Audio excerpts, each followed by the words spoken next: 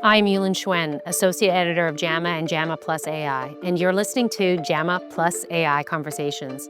Today, I'm joined by Dr. Emily Tat, a cardiology fellow at Columbia University Medical Center, and Dr. Peter Brodeur, a cardiology fellow at Harvard Medical School's Beth Israel Deaconess Medical Center.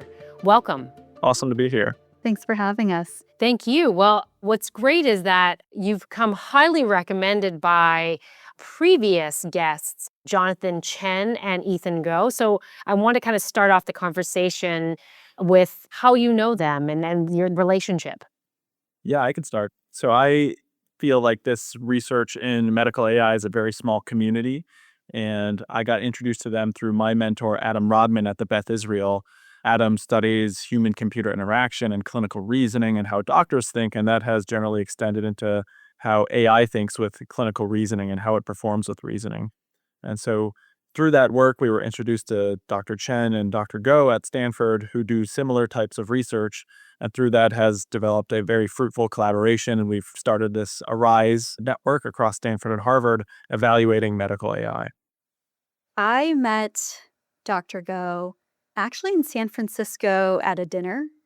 It was a large group dinner. He sat across from me and we just got to talking about AI. The conversation turned to art and ultimately it led to a discussion about how we need designers in this blooming world of clinical AI. And a few weeks later, he asked me to join as effectively the lead designer at Arise. So I've been part of the network since then, and that's how Peter and I met. Okay, so can you tell me a little bit about Arise and what it actually is and where you can kind of find it? Yeah, so ARISE is a group across Stanford and Harvard who really have the goal of performing objective, unbiased evaluation of clinical AI. And so that could be anything from clinical decision support to human-computer interaction. And so we really want to provide the medical community with an unbiased opinion of how these things perform, not only in the clinical setting, but with doctors, with patients. And that's our goal, is to take the hype away from AI that people are reporting about in the media and turn it back towards evidence-based medicine that we're all used to practicing as healthcare practitioners. So with the ARISE network, we took it upon ourselves. Not only do we perform studies as a group to evaluate clinical AI, but we're appreciative of all the different academic communities across the globe that similarly do these types of evaluations. And so this past year, we put together a collation that Dr. Chad and I worked on, along with Dr. Chen, Dr. Go, and Dr. Adam Rodman, basically put together a group of the top 100 or so studies that impacted clinical AI in the past year. And so you can find that on our ARISE website and go through different facets of how clinical AI has been evaluated, from model performance and what the reasoning capabilities are to new methods that people are showing that can improve models above their off-the-shelf versions of themselves. And in that, you can also see subspecialty examples of how people are using clinical AI and their subspecialty network, like AI ECG readers, from using retina images to predict strokes. And so those are the sort of things as an ARISE group we're putting together for the medical community. And so, Emily, what are the goals ultimately of what you want to do with Arise? And what made you interested in being part of this group? I think me joining Arise was a very unique opportunity in the sense that the current role of design in clinical AI is not yet defined. And I think it's a very unique opportunity to take something that is very complicated, the context of all of which encompasses clinical AI and all the studies that have come from it, and to make it something that's tangible and easy to understand for myself as a busy clinician, for instance, and others. Taking this complexity and distilling it to something that a busy clinician could understand, a layperson or a patient that is interested in learning more about what is in the field. Peter, can you give me, in the real world, how Arise functions? The great thing about ARISE is that we have not just people at Stanford and Harvard, but across other institutions around the country. And the wonderful thing about having a consortium like this is everyone has sort of a different perspective on the way to evaluate these sort of tools. And so we, like I'd mentioned before, perform projects across different aspects of clinical medicine: reasoning, diagnostic evaluation, management reasoning, management plans, patient-facing AI. How does AI interact with patients, and is it safe? And so those are the sort of things that we work on. And that's sort of how it works is folks from different parts and different perspectives come and propose project ideas. And we as a group are able to evaluate that from a multifaceted approach and come up with conclusions that are useful for the medical community and advance the literature. Then where do you see the biggest gaps between this clinical reasoning that's simulated and actual bedside decision making? In the state of clinical AI today, a lot of what matters is, I'll say two things about this. The first is context. And so we see a lot of people in the media saying that AI has the propensity to replace doctors. And I would argue that, in what context, for what tasks, and how. Perhaps using that lens is that we study clinical AI and its reasoning capabilities in a simulated setting. So the model doesn't have the context of the patient's physical exam. It doesn't have the context a lot of time of like the patient's voice and tone. The rest of it's electronic medical record. So that in and of itself is just limiting the context of the model's ability to understand the patient in front of them. And that's not how doctors practice in real life. And so that I think is the biggest gap. Right now, our evaluations are much on synthetic data, clinical vignettes. Historically, we've evaluated a lot of like multiple choice accuracy, which we all probably agree that that's not a really useful way to evaluate reasoning of a physician and their abilities. And so moving forward, we're trying to move away from that, get more towards using real world data, providing the model context, the randomness of the real world. And that's where we're headed. And I hope to see the field going. And then, what does that human AI collaboration then look like? What does effective working with AI between physicians and large language models look like in practice? Are we designing systems that augment rather than override clinical judgment? Do you think we're actually developing those type of tools? I think what effective collaboration looks like, we don't really know yet, but we know what it shouldn't look like. As Peter was mentioning, AI should not be replacing the thinking of a physician. I do not want AI telling me what to order or how to treat a patient. That is fundamentally the best part of my job in terms of, the art and the science of being a clinician. And we've already shown in a report several studies that demonstrate early human over-reliance when AI is present. There's automation bias. There are studies that show that the patient and physician believed what AI said, even if they provided quote unquote bad advice. There's the concept of de-skilling, which has been demonstrated, in which proceduralists that were using AI did worse later without it. So, to design a system that augments our job, we should really be asking what AI can do to solve problems we need help solving.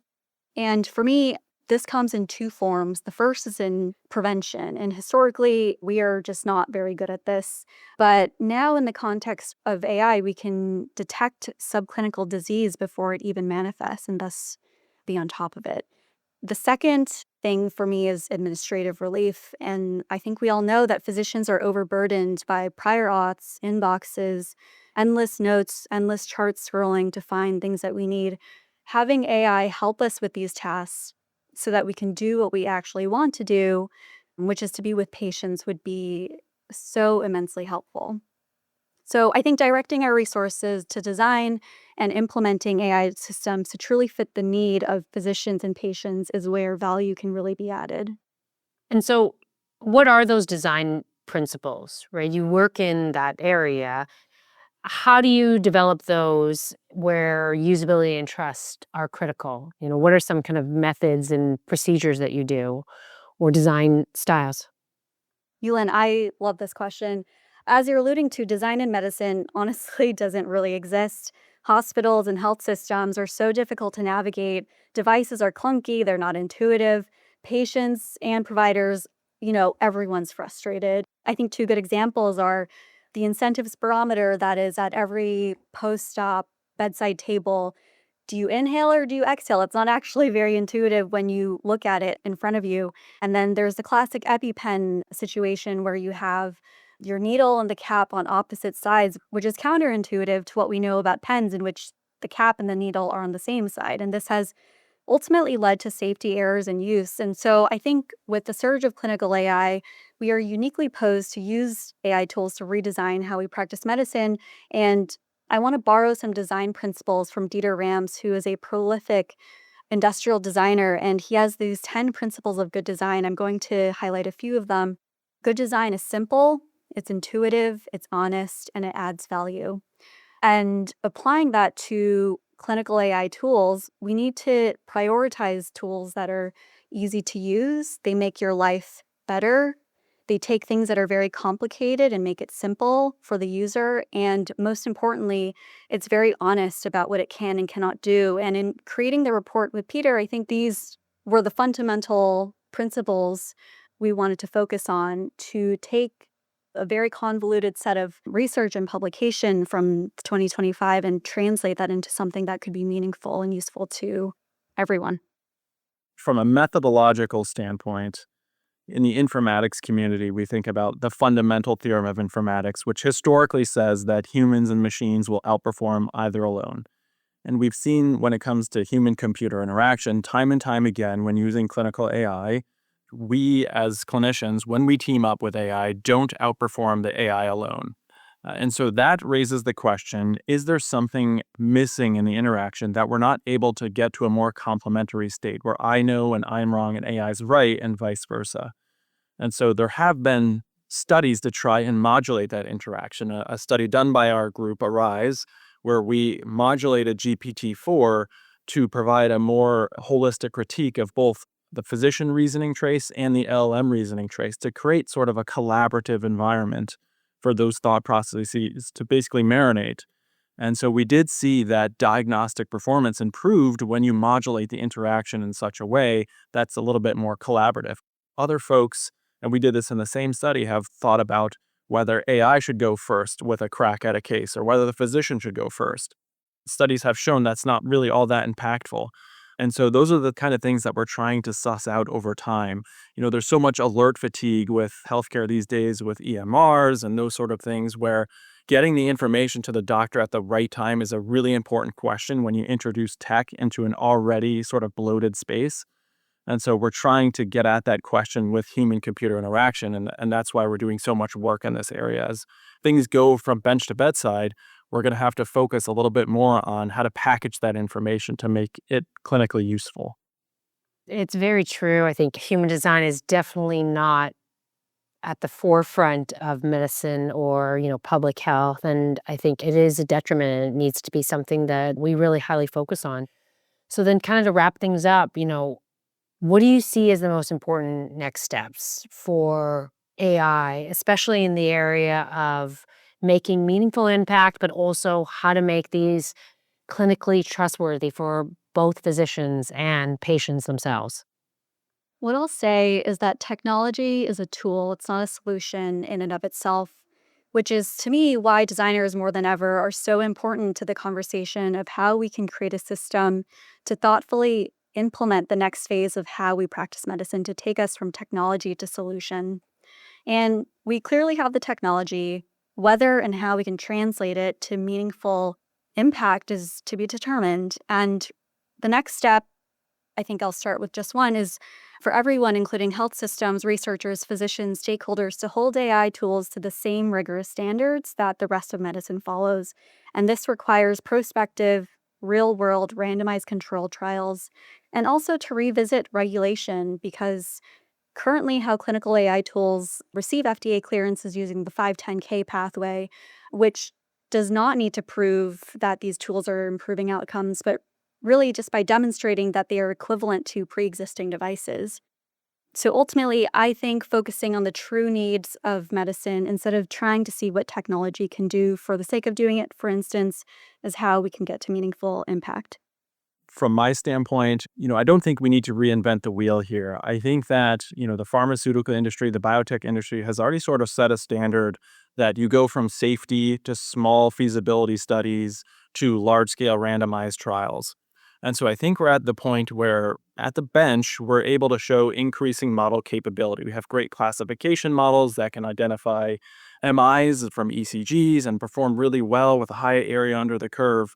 but is that going to be clinically useful? And so what we need to do now is take these tools, put them into real-world settings, and see if A, are they safe in small feasibility studies, and B, do they actually improve patient outcomes? I think in the history of clinical decision support, going back into the AI winters in the 1970s and 80s and 1990s, I think one of the things that really put the kibosh on clinical decision support was that lack of patient outcome improvement that we expected to see and that we're all hopeful for. And I think we're all having a very positive perspective on the way AI can impact clinical medicine, but it's going to be, as Dr. Tat said, through randomized prospective clinical trials that then show that we can improve patient outcomes. That can be things such as misdiagnoses, that can be things such as decreased readmission rates. So that's where I see that things are headed into the future. And hopefully, like, groups around the academic community can take, again, that unbiased approach that we're sort of taking as an Arise network to evaluate these tools. Thank you so much for you both being here. I hope we move towards a future where we are more design focused in AI than we ever were in medicine. And then the combination of the two of them, I think, is where the future needs to be. Thank you for being here. Thank you so much. Thanks so much. I am Dr. Yulin Hswen, and I've been speaking with Doctors Emily Tat and Peter Brodeur. This episode was produced by Daniel Musisi at the JAMA Network. To follow this and other JAMA Network podcasts, please visit us online at jamanetworkaudio.com or search for JAMA Network wherever you get your podcasts. Thanks for listening. This content is protected by copyright by the American Medical Association with all rights reserved, including those for text and data mining, AI training, and similar technologies.